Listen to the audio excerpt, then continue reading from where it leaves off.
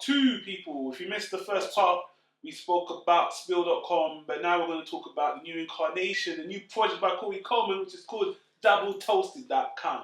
Yes, indeed. And this site was funded by us, the fans, by a very successful Kickstarter. I can't think of how much they actually funded up here. 150,000, I'm guessing. Yeah, it was around that. I know it was 100 over. I think it was 150. Anyways, there. Yeah, but man, it was successful. They did a 24-hour live stream, which was fucking awesome. Which I missed it, but it was pretty good. You missed it, man. You missed something funny. There was a lot of captions of that shit. It was a hell of a lot of fun. It was very successful. And Korey got to show 2 a.m.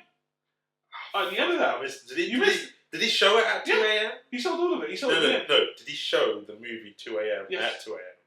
No. Come on. He missed that. It doesn't make any sense. Because we've got worldwide fans. Oh, of course. So it wouldn't make any sense. But hey, look at this guy. I'm always thinking. But no, it was good. And so what we've got here with Double Toasted is we've got the successor to Spill.com. The people wanted it. And there's been a little bit of controversy with Double Toasted because apparently it's not Spill.com 2.0. Yeah.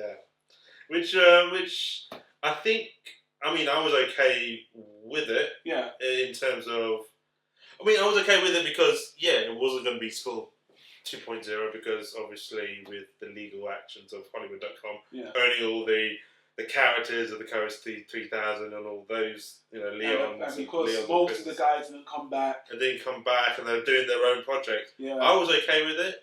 Donald, were you okay with it? The whole kind of not being... I wasn't surprised. I wasn't surprised. Because what happened was, and sorry, we're going to get a little bit critical here. Basically, it seemed that Korey, I want to say, kind of ran himself a bit thin because there were so many people involved in Spill.com, so many people he was employing. He's even said this himself, by the way. So many people that he hired, and it was just too much. So, to be honest with you, this has just started. It's only been 6 months.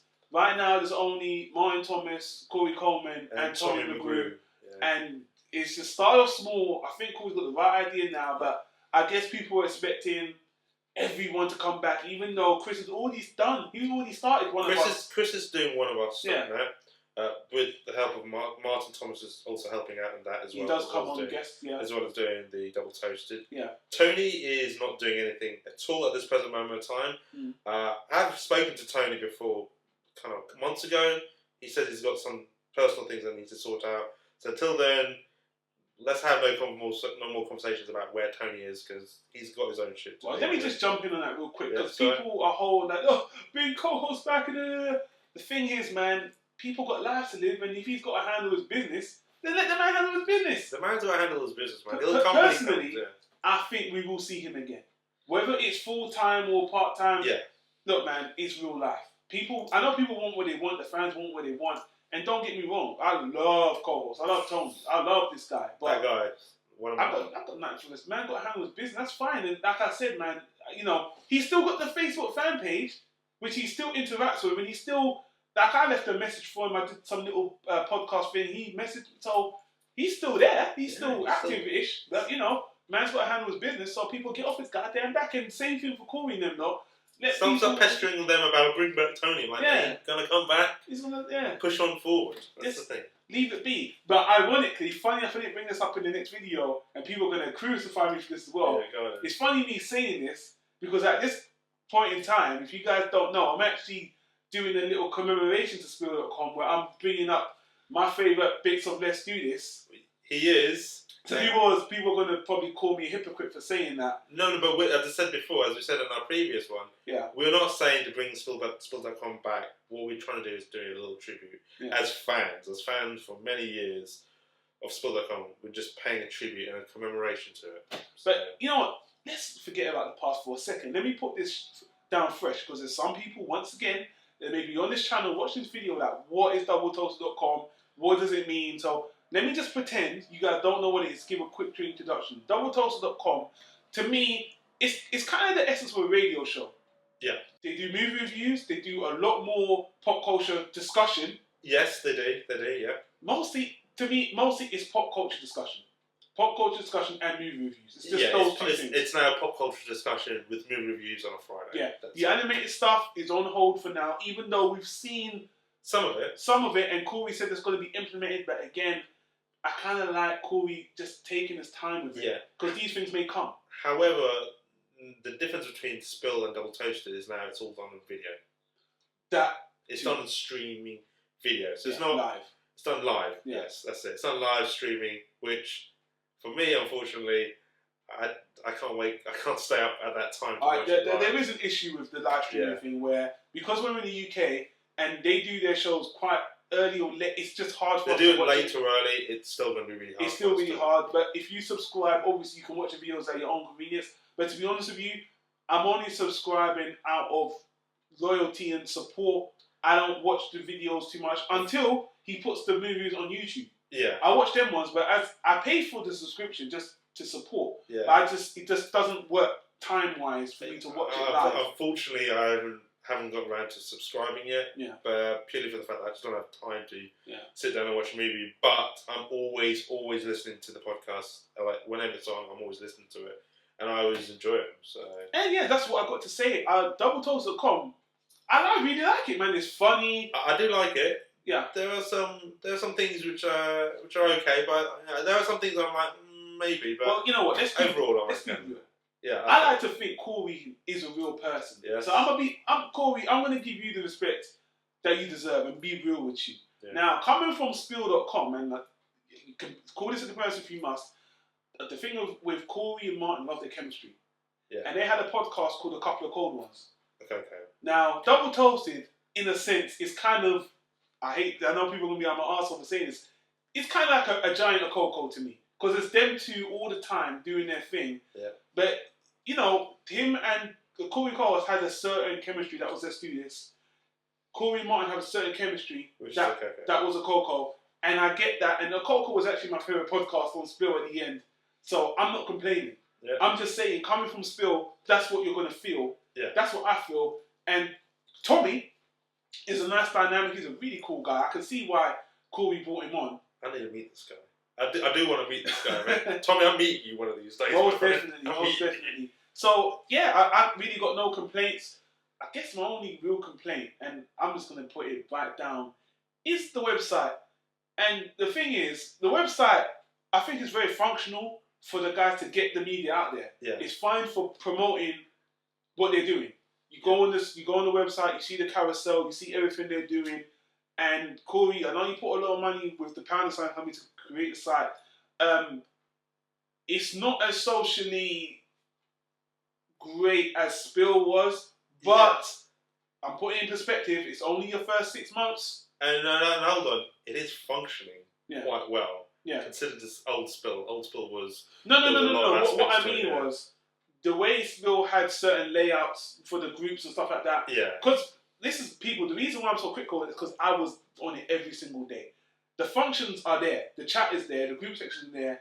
But some of the things and believe me, Korey, I actually spoke to Pound Design. I actually sent a message to them, and they said it's coming, it's implementing. You're always implementing. So it's hard for me to criticize them based on the fact they just started. Yeah. Spill.com, even in its early days, they weren't up and running as well as they were in the end until 4 years down the road. Yeah. So I'm putting it in context that it's just building. You know what I mean? I think for me, it's the website I'm okay with. I don't visit as often as I would because I get most of my podcasts from a podcast aggregator.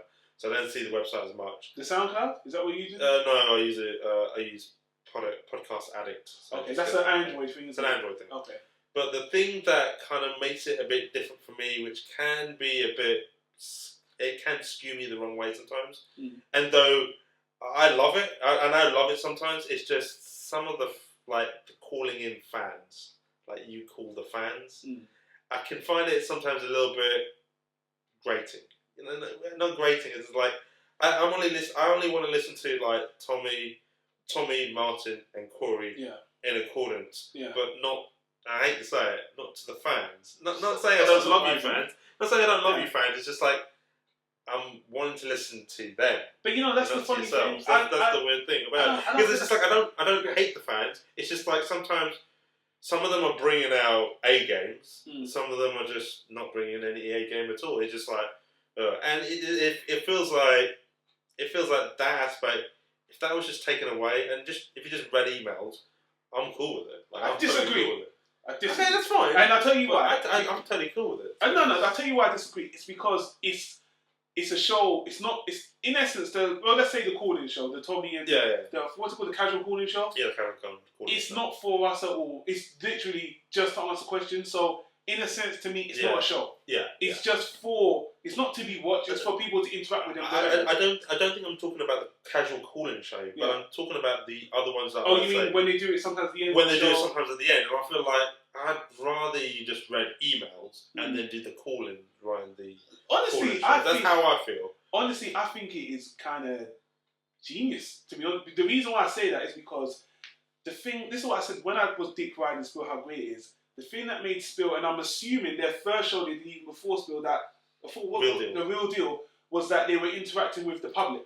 Yeah, no, and it makes. Let me finish. And the thing is, it makes. I think having people call it makes them feel like they're part of the show. You know what I mean? And now they're having people on all the time. Okay. So in a sense, it makes the show so much more dynamic. It's like what's going to happen next week? Who's going to be on next week? The calls, like, you don't get twisted. Even me, the calls, like, but still, I'm kind of interested to see what wacky caller is going to call. I kind of, I hate to say it, like once the call side comes into it, I'm like, I can either give it or take it away. I can live with it or take it away. Honestly, I just think it's a fresh idea. It makes everything more fresh and dynamic. There are some good aspects to the call ideas, like Marcus's Mondays or Music Mondays, which I think is really good. He just introduced new music to it. The game show Korey has on the movie review. Yeah, the game show is pretty cool. That is really great idea. That's funny because now beforehand it was like, oh, it's just Korey and Martin. Yeah. But now it's like, no, it's Korey and Martin, and Martin has to like win for a guy. And I thought that's a good idea. With the questions and the music, Korey, I have to say Korey again. Yeah. Very forward-thinking guy. He's very, he's on the ball. And he really, let me tell you something about Double Toasted. The things that's got on Spill that's even better, the community aspect is even more. Before, was gone. Yeah, and I'll tell you one thing.